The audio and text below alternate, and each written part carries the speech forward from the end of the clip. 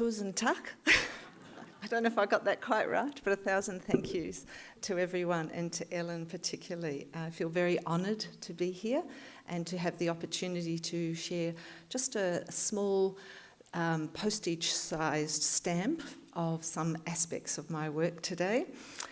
So thank you for the invitation. Can you hear me fine at the back? It's the acoustics work. It's a beautiful room.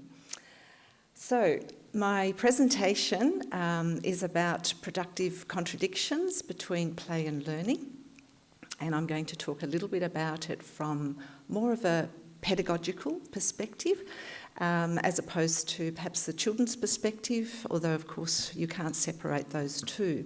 But I wanted to talk about this aspect. And I wanted to contextualise that because we know there has been increasing concerns for the formalisation of early childhood education in many countries. And this gives the possibility, I always treat it as a challenge, it gives the possibility for us to push back, to build more evidence, and because the long-standing evidence that we have, we're in different times and different political context, so we need different kinds of messages. So, but theoretically, and in line with Bert van Oor's work, who has talked about this perplexing question for play researchers or practitioners following play-based educational philosophy, is actually how do we explain the learning in the context of play? It's such a taken for granted practice and assumption, and yet when we speak outside of the field of early childhood, we have to be quite sharp about what we mean there so that we can push against the more formalised programs. So I want to talk a little bit about, show some examples from a study of 2 teachers over 2 years, and the group in Tromsø met 2 of these teachers when I was there through the visual material, a different material, I'm just letting you know, and the people who came to the workshop yesterday, I also shared examples from the teachers, but again, a different project.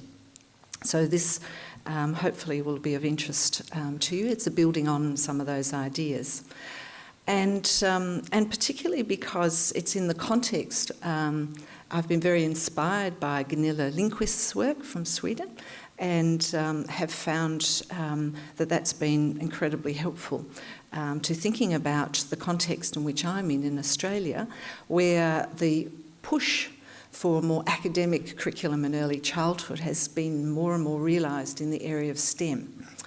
And as I've done a lot of work on children's play in STEM, this gives a very nice way forward for me. So I'll be interested in your thoughts on what I present.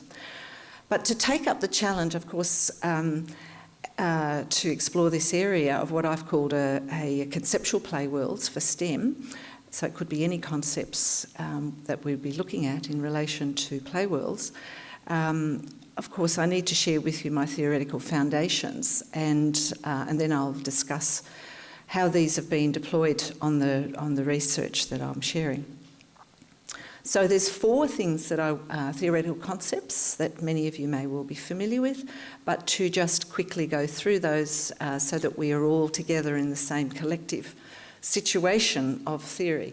And the first one, of course, is play as the leading activity, which Vygotsky mentioned in his play article. Many of you, of course, will be very familiar with that. And that others have followed up, like BARNkunne, to discuss that beyond the preschool period, that there is more of a focus on learning as being the leading activity. But what's less clear is how the leading activity for play becomes the leading activity for learning. So walking you through my curiosities here. Then in relation to Vygotsky's theoretical view of children's development, of child development, or even just more broadly development, one of the significant dimensions, which we don't have time to go into, is what projects forward. What is it that's the catalyst that's significant in the development of children? How do they change from from play being a leading activity to learning being a leading activity. So the concept of drama or crisis or contradiction in his age periods is interesting, but also what that means in terms of the day-to-day interactions of children and pedagogues or teachers working with children. But what's less clear is how this happens in the play pedagogy of a play world, and where learning concepts is the focus. And remember, I said I was inspired by Gunilla Lindqvist's work, but I've taken it to the problems and the kind of context that I'm working in Australia. The third concept, again, that we know only too well is play is a source of development for children. But many have argued, including Elena Krautsova, that play itself must develop, and we need to, as teachers, to be working with creating the conditions in which the play itself develops, from children being in the imaginary situation to taking objects as pivots to stand for new meaning, for new action, to then the mature forms of play to be using words to discuss and to explore the rules and roles of society through the play, and therefore the actions that might take place. So more, as we know, more time as mature forms of play, we see evidence of that as children spend more time discussing the rules than they do actually engaging in the practice of the play. So these sorts of play, so this brings to, Elena Krautsova talks about that this mature form of play brings to it a specific sort of play that can be oriented more towards learning, she argues. So the study that I'm interested to share with you a little bit of today can be better understood. Is about actually trying to understand what that might mean. And the fourth concept, of course, is around the play pedagogy that Gunilla Lindqvist has introduced to us, and a quick summary on your right, for those of you who are not familiar with it, but I'd be very surprised if you weren't. But to say that how others have taken this forward, so in terms of narrative, creating the stories that Pentti Hakkarainen has done, is very interesting, and it gives the argument there is it gives a problem situations that children can solve. And this is what I'm very interested in the context of Australia, where the narrative context create possibilities for the kind of discipline knowledge or school-based knowledge or abstract knowledge, however we want to call it, is embedded in the play to actually help solve problems. And this is foundational to the idea of a conceptual play worlds that I've worked on over the last 10 years. So this takes me to this presentation specifically,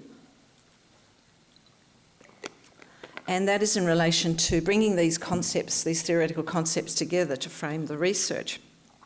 And what I want to talk about today specifically is around the kind of contradiction that can be found in this conceptual play world. So it's to say that the conceptual play world that we have been enacting in Australia in our research, building a model, building a pedagogical model, now turning on its head and actually studying the model in practice across these 2 years, to look at the variations, but also to look at, is it actually creating the conditions for children's development and learning?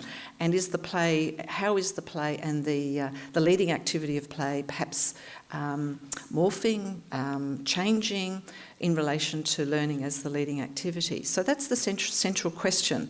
And I don't have the exact answer, but I have perhaps some points of inspiration. This is a messy slide, but because of time, every researcher and every practitioner has different things that they're interested in, so you can select the part you're interested in. But to point out that over a large period of time, the age groups of the children, as you can see there in the Australian context, and the numbers of children, so 3.1 to 4.9, 4.2 to 5.9, and so on, just to give you a little sense of this, and also to point out to show that there's a large volume of digital video observations and photographs and teacher interviews as part of this. Different kinds of play worlds that have been developed over time, with a central focus on contradiction and drama. So, a local context, if we look at the centre here, this, since 2009 in Australia, we have had our very first ever Australian curriculum framework, and with a central focus on belonging, being and becoming. Many of you that I've spoken to know about that. And what's interesting is it's for birth to 5, because our preschool year finishes at 5 and our school year begins at 6. And the content is not prescriptive in the national document, but each state and territory, because we are a federation, has taken up the document in different ways. And so in the Victorian context and where I've been doing the research, the emphasis on school knowledge is much stronger and a little more insistent, shall we say. And but there is an interesting concept in the document, in all of the documents, whether they're state or territory, and that is this concept of intentional teaching. And this comes from a resistance to Piagetian standing back and not participating in children's activities in the learning context. So there's been a long history in Australia, colonising from developmentally appropriate practice, many different things that have impacted on Australia. But in the Victorian context, there is a play model. Is not in the national document. It's just an assumption that there will be a play-based program, some mention of that. But there is a model of play in the Victorian model, and so there is child-initiated play, there's teacher-initiated play, and then there's adult-guided play. So it gives you a sense of that, but no mention of joint play, which of course is really important in the Play Worlds model. So some examples now. So the example of Charlotte's Web is the project that I'm going to be sharing with you. So we followed this project over a term, and this was only part of the teacher's program, of course. I assume everyone's familiar with this story? Yeah? No? Yes? So it's a story of... very quickly, it's a story of Wilbur, who's the little pig, who's born as the runt of the litter, and the farmer wants to kill the runt of the litter because it's not a good thing to do in farming, to support this, and a friendship develops between the runt of the litter, Fern, the girl who wants to save the runt of the litter, and Charlotte the spider, which lives in the pigsty or the barn. Is that ringing bells with many of you? But it's a chapter book, it's quite complex, and it has many dramatic moments in it. So in interviewing the teachers, and now looking at the selection of the story, looking at is there a contradiction in the choice of the books that the teachers have chosen, to support development, to create the conditions for development of play, and to bring in some learning concepts. Oriana and Rebecca, and I'm using their names because they would like their names to be known. And Oriana says, well, when we were selecting the story, we were responding to some of the children's reactions in the room. So some of them were frightened of spiders or horrified at the thought of spiders. And we really felt like we needed to do something, be proactive about it, and think of perhaps stories we could choose that would help them to have some empathy for the spider. And Rebecca, the children went from originally, so at the beginning of this 10 weeks, originally not liking spiders to by the end being so fond of Charlotte, the spider, the main character, and to think she was beautiful and wise. So, is there a contradiction? So in following through the video observations and how this story unfolds and how the children engage with it and the teachers create the conditions for this play world, which the emotional contradictions emerged. So there was an emotional expression of spiders being introduced to a narrative of Charlotte, who's kind and wise. So this creates an interesting contradiction for the children. Learning about the importance of spiders in the ecosystem, which was a very important part of what they were exploring. as you'll see further into the examples. And these feelings are brought together in this kind of conceptual play world of a fictional imaginary character called Charlotte and imagined real spiders. So they are looking at more aspects of the story, the kind of drama, and how the teachers create the conditions for this drama to engage the children more emotionally but morally and cognitively. And so looking at that. So we have a little example of one of the readings of the story. And what I'd like you to, so Oriana is reading the story. Rebecca, the other teacher, is here because they're acting as pairs. So one is always being a part of the storytelling by, so one is reading and one is responding, and the children are caught in this milieu of, maybe I can use your word, entanglement, of words, of images, of actions and emotions. So we'll have a look at that. But what to pay attention to is the children's facial expressions, and you'll see how I've just picked up on some little fuzzy aspects in the video as well. That's Charlotte. That's Fern. And that... Wow. I noticed a web. Right up there. Found so many wonderful The things. writing is written like a web. I can see why he needs an axe, continued Fern, who was only 8. She's a little bit older than some of you, isn't she? Well, said her mother, one of the pigs is a runt. Kill it just because it's smaller than the others? That's the runt. I think they did that sometimes on farms. They thought the animal was too small to survive. Fern. Please don't kill it. Oh, no, She's so worried. It's unfair. Mr. Arable stopped walking. Fern, he said gently, you will have to learn to control yourself. Control myself? Yelled Fern. This is a matter of life and death, and you talk about controlling myself? A weakling makes trouble. Now run along. But it's unfair, cried Fern. The pig couldn't help being born small, could it? And there was a scratching noise. What's in the garden? Well, can you hear that? Can everyone make a scratching noise? No, because I can't wait. Here's yours, said Mr. Arable, saved from an untimely death, and may the good Lord forgive me for this foolishness. Okay, so you could see quite a lot of concern and worry for the children. So this is the teachers creating and building this drama as an important part of the practice in this kindergarten and how they were choosing to work with the story. I'm looking at your faces and you all look terribly concerned as well. There is a good ending, as there is in the story. Because in the building of this drama, there are contradictions and beliefs and values that are really important.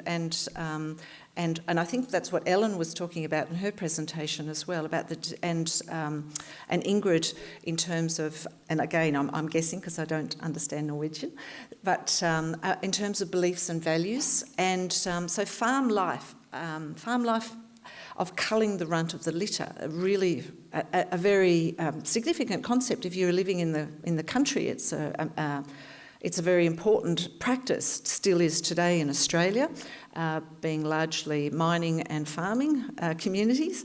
And through the literacy device of the young child called Fern, the children co-experience this drama of keeping Wilbur alive. So the story as it unfolds over time, you only saw a little excerpt, but folds over time. The children are part of this story to continue to keep him alive. And all of the ways in which Charlotte, and this is why she becomes beautiful and wise, because she's the one that suggests all of the different ways to make Wilbur, the pig, incredibly important in the community, and that they will never ever face the axe that the teacher was talking about in the reading of the story that the farmer had. So the conversation between Fern and the father set up this kind of dynamic emotional tension of life on the farm, which is about producing animals for food, and Fern believing it is unfair to kill a runt just because it's small. So you can imagine the empathy here. She's small, children are small. Here the fiction of the story acts as the content of the conceptual play world, where the rules of daily farm life and the subsequent dramatic adventures build through the course of the chapters in the book. So we felt confident in saying that the choice of the book certainly created these kind of contradictions in values and beliefs. Then in relation to the designing of the imaginary space, because we know that in a play world there is always an imaginary space that's created, and so there were many spaces that actually were created by the teachers. And we see Rebecca in the interview talking about the soft toy pig in the home corner, and the enacting of the story through feeding and pretending to be Wilbur, and the nurturing side of play being enacted in this story, not the chopping.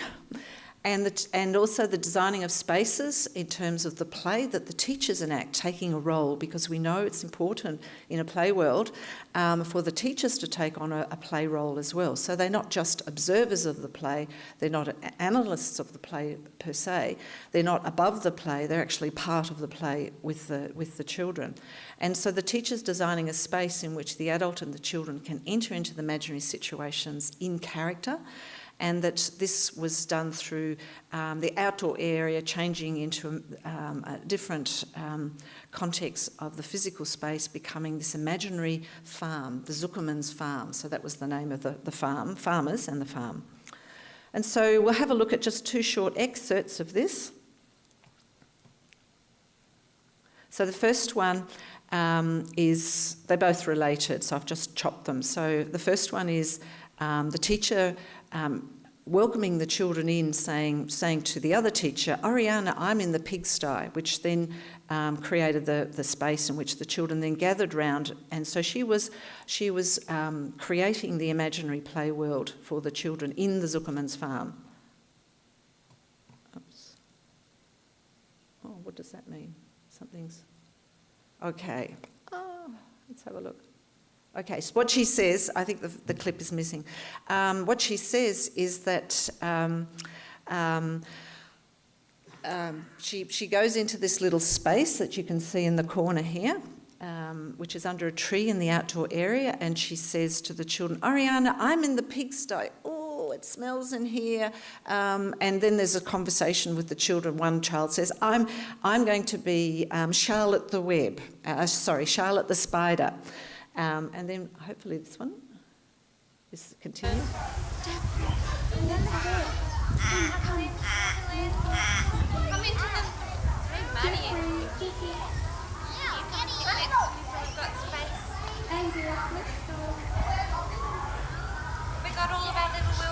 Can you smell it? Sticks in here. So it just gives you a little context. So the entering of the imaginary spaces, what was very interesting in the interviews with the teachers is they talked about this switching in and out of play, so that they, so I'll read it, so they know that what they're doing, we're entering into this imaginary space, and when we return from the imaginary space, we go back to being children or teachers. So it created, in a sense, a boundary. But in another sense, they also talked about that this actually was a very fuzzy zone, because the children went in and out of character when they were in the kindergarten at different, not just in the imaginary space. But there was this notion of a collective imaginary situation that the children together went into and the teachers were in role. So the contradictions between this individual imagining of being in the pigsty, so a child-initiated play, and the collective play in the same imaginary situation, also being inside and outside of the imaginary situation, so there wasn't a boundary or a fusion we found on many occasions. And this was contrary to what the literature suggests. So the optical field is changed through imagination, but the real and the imaginary work together in this imaginary conceptual play world. So the fourth area that I want to talk to is in the designing of the inquiries, and then I might skip towards the end, because I think there's some really interesting contradictions in how the teachers created contradictions in their inquiries. So first of all, we'll see, hopefully they both have clips, yes. We'll see that they're in that pigsty again, looking for Charlotte. I don't know how to get rid of that. Can I just click that? Yeah. No? Okay, this just happens to be on the same. It's okay, I'll manage, I'm sure. Okay, if I can just... No, it's not. Oh, okay. Try this one. So it's just decided it's not going. The clips were there. Okay. I will just tell you about it. So in the first situation, the children are empathising with Charlotte the spider, and so it's fictional. And in the next moment, they're actually looking for real spiders. So there's always this contradiction between the imagined and the real. Similarly, with the role-playing of the inquiries, I just hope they all work. Okay. All right, well, why don't you spin me? I can be a web. Spin me, and then Yes, we need lots of webs. Lots of webs. Spinning all right the silk around onto me, make a beautiful pattern. right around my farm. We need And then- lots and lots. Okay, so I didn't explain at first because I wasn't sure if it would work, but to say that aspects of the role play where the teachers took on a role, and this was about where they had been studying webs, and so they were discussing the way in which the spider spins the web as part of the study of spiders. But also, so they have the role playing of this to balance the ecosystem. They talk about balancing the ecosystem. And the play inquiry was very much, you'll see in a moment, the teachers coming into role and setting up a problem, as well as the children setting up problem. But children also had, as you'll see with this one, the child talks to the reality of the spiders. Spiders can actually walk on webs without getting stuck. Well, people can walk all over Spiders me. are clever like You're that, right, aren't they?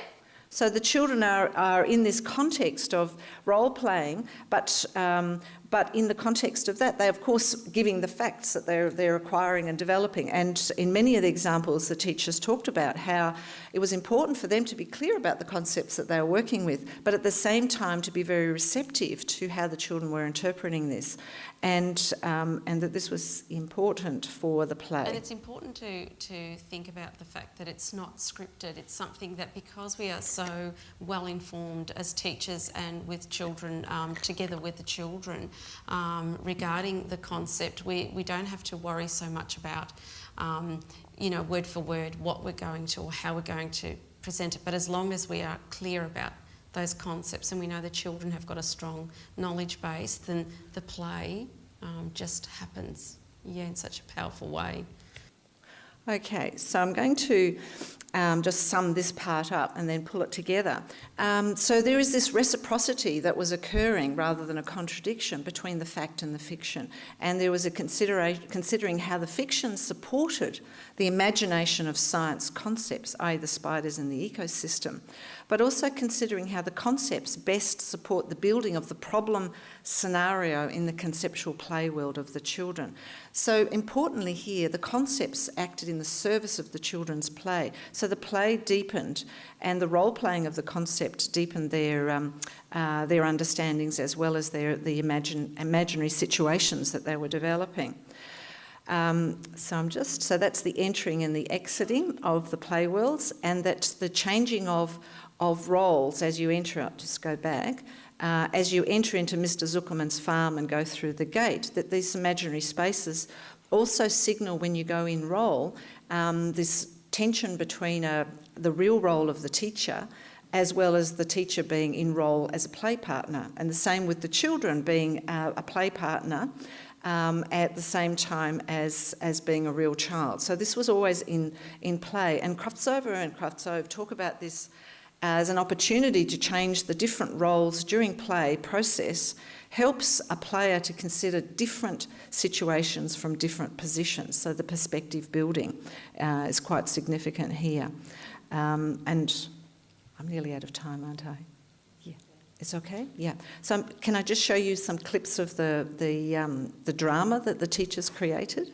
So this is the teacher coming in. So this is not in the order of the play world, but it's in the context. Well, of hello all. Who's this? Hi, I'm Farmer Zuckerman. And I heard you were all really helpful, and I need help. I've got a problem. A big problem. What's your problem? There are insects all over my farm, and I cannot grow my fruit and vegetables. They're getting eaten by all these insects. Oh, Okay, so setting up the drama, and then Rebecca in role. And I need your help. I know you know something about it. You can help me. What can we do? What can we do? Don't know. You can find a spider, find 100 spiders, make a web, all the spiders eat them. That sounds like a great idea. Or you could plant lots of them out of the farm, and they would go out. Say that again? Maybe you could make more out of the farm, then they could go out. Oh, if you somehow got the insects out of the farm. By growing more vegetables out. But my friend, we I have like the way you're thinking. all my neighbors have insects everywhere, and we need help. And I heard. Okay, so it gives you a sense of aspects of this, and that the teachers worked very hard to plan these kinds of interactions together to create this drama. So if we take aspects of what I shared, and I did skip through the last part, these contradictions that were evident in the practice of the conceptual play worlds. And remember, the focus here was primarily on the pedagogy and the model that the teachers were using. So in the summary, so there is this emotional contradiction between the relations in everyday life, fear of spiders, and the narrative of the story. So this is something that was evident. The contradiction in values and beliefs, the co-experiencing of the drama with the main character, keeping Wilbur alive, the contradictions in imagining, so spaces for child-initiated as well as collective play, being in the pigsty together, and a boundary but yet no boundary.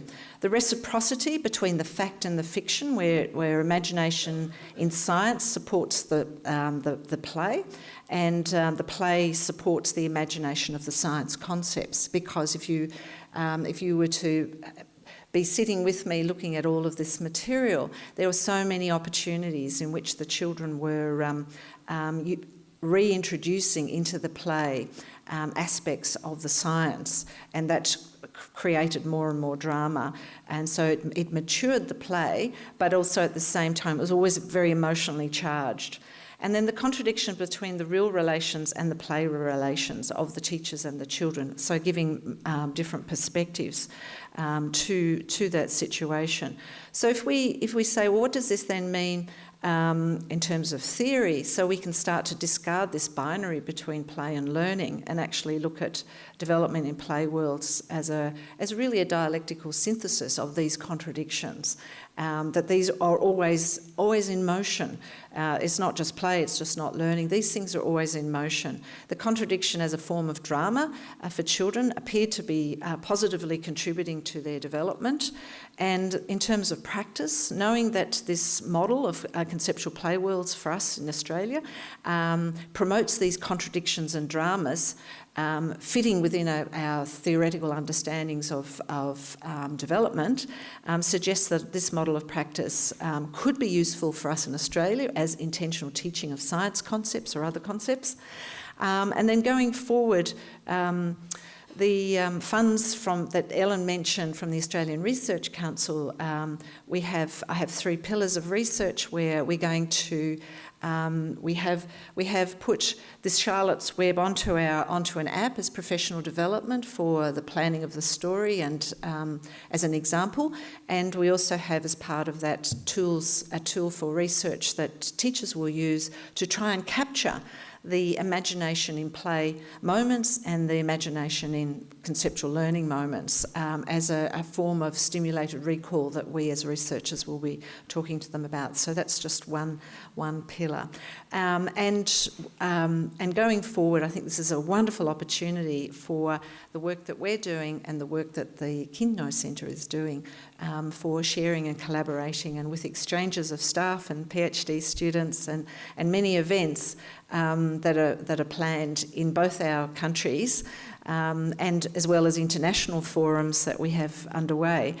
This, I hope, is very it's a very inspiring space for me to be in, and I hope that through the dialogue that the work that we're doing in Australia will be strengthened through our collaborations, and in turn we may be able to give something back to the centre in whatever way is productive.